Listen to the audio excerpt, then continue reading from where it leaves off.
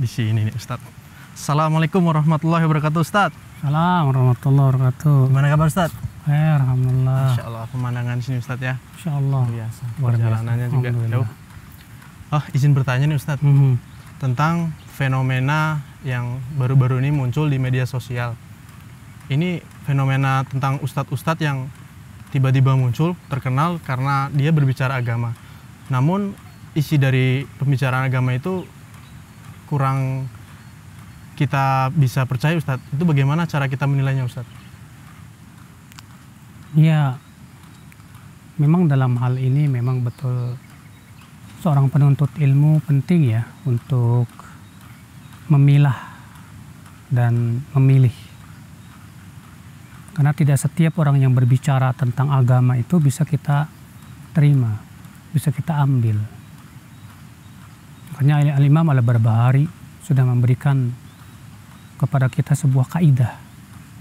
Beliau berkata, Al-Imam Al-Barbahari ini wafat tahun 329 Hijriah. Berarti sekitar berapa abad yang lalu ya. Beliau berkata, kata beliau, "Fanzur rahimakallah kulla man sami'ta kalamahu min ahli zamanik. Fala ta'jalan hatta tanzura fihi." Lihatlah oleh kamu setiap orang yang berbicara tentang agama di zamanmu itu. Jangan tergesa-gesa. Artinya jangan tergesa-gesa untuk menerima langsung atau menolak gitu ya. Hatta tanzura fihi, sampai kamu periksa dulu. Hal takallama fi ahadu minas sahaba wa ahadu minal ulama. Ada enggak para sahabat dulu yang mendahului pendapat dia? Fa in wajadta fi atharan, kalau kamu mendapatkan di situ ada athar dari sahabat yang mendahului, fatabassak bih, maka pegang kuat-kuat, kata beliau. Dan alhamdulillah juga para ulama sudah menjelaskan ya tentang kriteria ustadz yang boleh kita ambil ilmunya. Karena Nabi Shallallahu Alaihi Wasallam sudah mengabarkan dalam hadis yang sahih yang dikeluarkan oleh Ibnu Mubarak dalam kitab Az-Zuhud. Nabi Shallallahu Alaihi Wasallam bersabda, "Inna min asyratis sa'ah an yultamasal ilmu indal asawir." Di antara tanda hari kiamat, ilmu itu diambil dari al-asawir. Apa makna al-asawir? Di sini ada dua makna yang dijelaskan oleh para ulama. Makna yang pertama itu penjelasan dari Ibnu Mubarak sendiri sebagai perawi hadis. Kata beliau, al-asagir hum ahlul bidah. Mereka adalah ahli bid'ah yang menyimpang. Iya. Makna yang kedua yang disebutkan oleh Syekh Al-Albani rahimahullah, al-asagir adalah mereka yang dangkal keilmuannya. Ya, dangkal keilmuannya. Maka ini juga termasuk di dalam al-asagir. Maka berarti kalau kita melihat dua penafsiran terhadap hadis tersebut, dapat kita simpulkan bahwa hendaknya yang benar-benar kita ambil guru atau jadikan guru kita ambil ilmunya, yang pertama yaitu dia tidak menyimpang akidahnya, tidak menyimpang di dalam agamanya dan pemikirannya. Oleh karena itu Dr. Ibrahim Ar-Ruhaili menyebutkan juga dalam kitab beliau Mauqif Ahli Sunnah wal Jamaah min Ahlil Ahwa, dan membawakan pendapat ya sebagian ulama yang menyebutkan tidak bolehnya kita mengambil ilmu dari orang-orang yang menyimpang. Ya, dan tentunya di antara dalilnya adalah hadis yang sudah kita sebutkan tadi.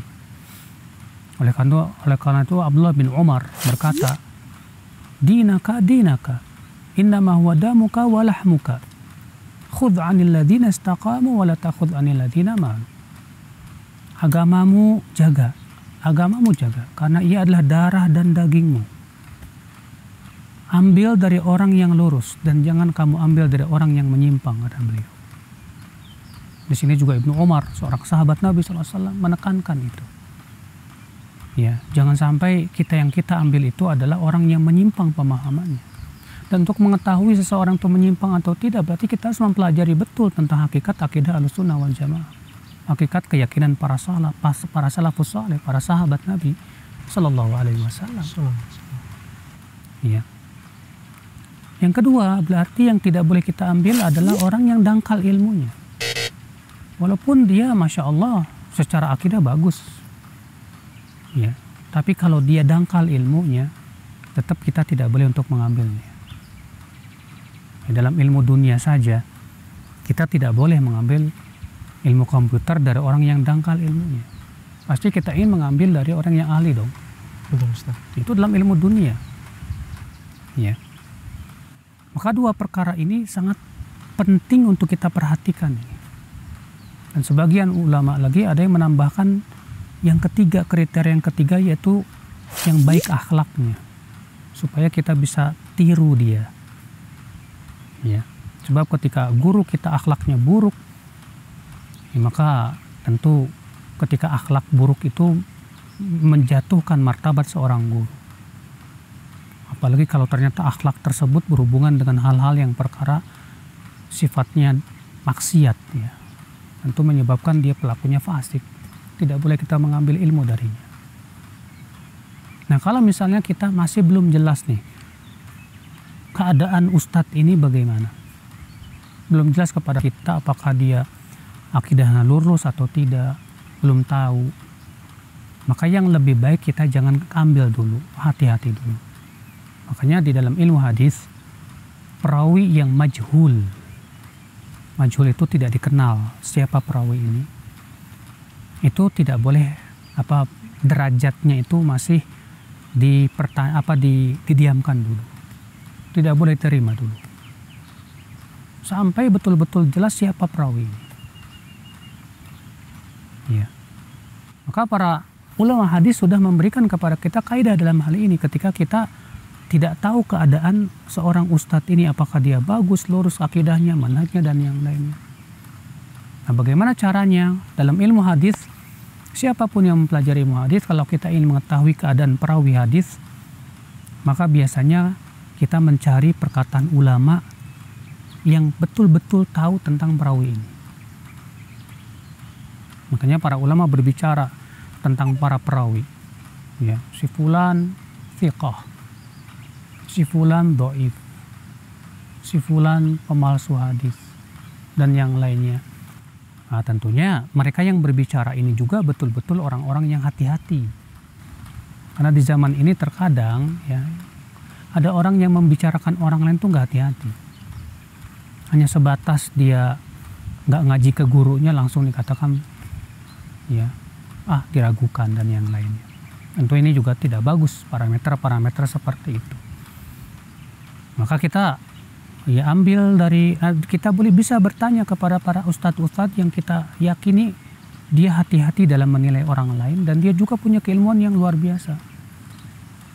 Kita minta petunjuk apakah saya berhak untuk mengambil ilmu dari si fulan atau tidak. Makanya subhanallah ya, di antara sebab yang menyebabkan di zaman dahulu itu banyak yang selamat ya, karena ekstra hati-hatinya mereka dalam mengambil guru. Berkata ada seorang ulama berkata, kalau tidak salah namanya Al Hasan bin Saleh.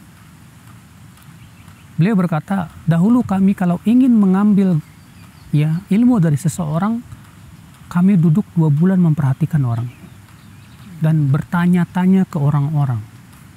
Bayangkan, sampai-sampai yang ditanya berkata, apakah kamu ingin menikahkan ia dengan anak wanita? Saking mereka hati-hatinya begitu, sampai mereka bertanya kepada para ahli ilmu tentang keadaan orang tersebut. Apakah cocok untuk diterima atau tidak? Makanya tidak aneh kalau di zaman dahulu alhamdulillah banyak yang selamat. Ya para penuntut ilmu karena kehati-hatian itu. Beda dengan di zaman sekarang, banyak penuntut ilmu ya terkena syubhat pemikiran. Apa katanya? Yang penting ambil baiknya, buang buruknya. Sementara dia tidak punya kemampuan untuk mengambil baik dan membuang yang buruk. Apa kemampuan dia? Dia tidak punya keilmuan yang cukup. Ya. Contoh saja ya. Dalam ilmu dunia saja, terkadang kita yang masih awam tidak bisa membedakan mana ilmu yang baik, mana yang ilmu yang buruk kan dalam ilmu dunia. Betul, Ustaz. Iya kan? Betul, Ustaz.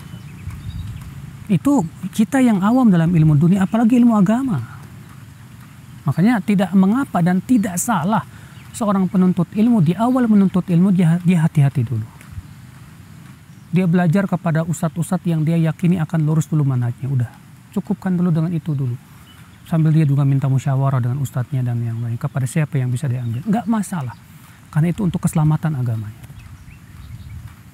Iya. Karena ya akhi, keselamatan agama itu segala-galanya buat kita. Daripada kita pokoknya ambil baiknya, buang buruknya, mengakibatkan akhirnya kita tersesat jalan. Na'udzubillah, nasallallahu salamata wal afiyah. Karena masalah keselamatan akidah itu luar biasa masalahnya. Nah inilah. Jadi alhamdulillah sebetulnya para ulama sudah menjelaskan. Cuma kita yang menjelaskan seperti ini terkadang dianggap eksklusif. Ya, dianggap wah dan yang lainnya ya terserah sih. Yang jelas kan tujuan kita mencari keselamatan kan. Kalau kita ingin selamat, ya udah berarti harus hati-hati dong. Kalau kita aja berjalan di suatu tempat yang kita gelap misalnya nggak tahu, kita pengen selamat gimana dong? Ya hati-hati dong. Demikian pula kita kalau ingin selamat akidah kita, agama kita juga kita harus hati-hati dalam mengambil ilmu tentunya. Allahu a'lam. Masya Allah, berarti kita memang betul harus hati-hati ya Ustadz dalam memilih guru. Jazakallah khair Ustadz atas ilmu yang sudah diberikan. Jazakallah khair. Ya Ustadz, cuaca sudah mau mulai mendung nih. Kita pulangnya ini mau naik mobil atau naik sepeda Ustadz? Insya Allah sepedaan aja. Sebelum turun hujan Ustadz, ayo kita siap-siap. Insya Allah.